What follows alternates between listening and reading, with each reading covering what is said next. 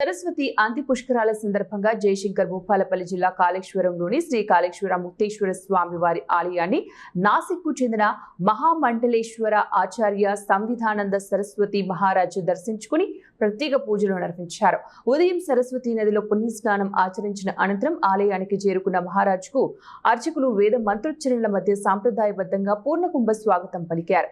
అనంతరం స్వామివారికి ప్రత్యేక అభిషేకాలు అర్చనలు నిర్వహించి ప్రత్యేక దర్శనం చేసుకున్నారు. అలాగే పార్వతీదేవి ఆలయంలో ప్రత్యేక పూజలు నిర్వహించి అమ్మవారిని దర్శించుకున్నారు. పూజల అనంతరం ఆశీర్వచన మండపంలో అర్చకులు భక్తులకు ధార్మిక సందేశం అందిస్తూ ఆశీర్వచనం చేశారు. అనంతరం ఆలయం తరపున స్వామివారి శేష వస్త్రాలను మహారాజుకు అందజేశారు. ఈ కార్యక్రమంలో ఆలయ chairman Mohan Sharma, RGC Ramakrishna, EO Mahesh, ఆలయ అధికారులు, వేద పండితులు, భక్తులు పెద్ద సంఖ్యలో పాల్గొన్నారు.